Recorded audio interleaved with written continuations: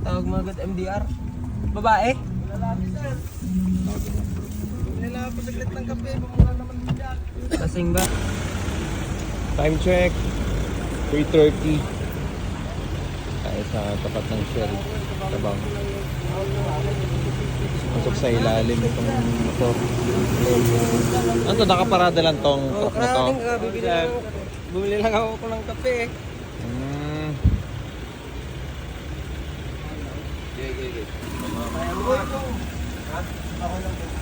Okay ka lang, boss?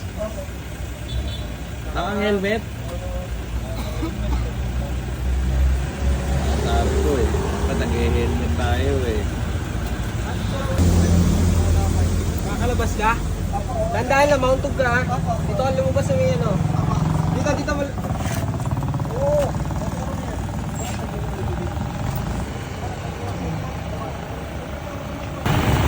Yung nakaraang vlog natin, yung banda naman na aksidente. So prone talaga tong kalsada na to dahil yung diretso siya, medyo madilim.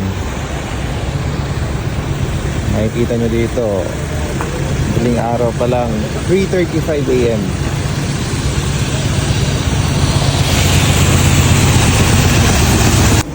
Anong trabaho mo? Lagyan po. Ha? Lagyan po. Umupo ka, mahihilo ka. Tawag lang po. Sige, okay lang. Sige, upo ka na. May masakit sa'yo bukod yan? Bukod sa ano mo? Kawan, wala. Tawag lang po. Galing ka sa inuman? Tawag lang po. Sige lang. So,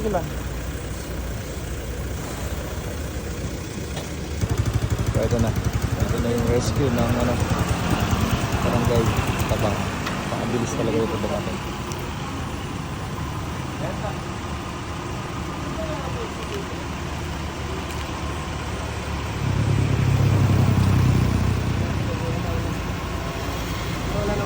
Hi, good morning po. May mga first aid po ba tayo dyan? Ay, dala na lang po natin siguro sa hospital. So, salute dito sa barangay ng Tabang. Pakabilis ng ano nila. Wala pa 2 or 3 minutes makapagkano sa kalit nila. Parang may kaga dito. So yun, bilhin mo na siya sa hospital. Ayun itong motor niya, ayun natin sa station.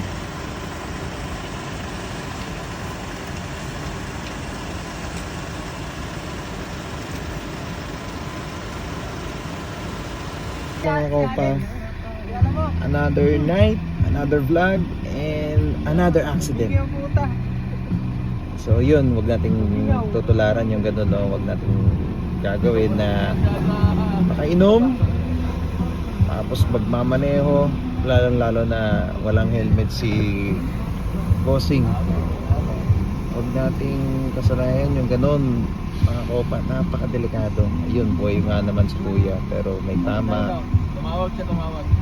Swerte siya dahil una pumailalim siya sa truck. Buti nakapark pala yung truck.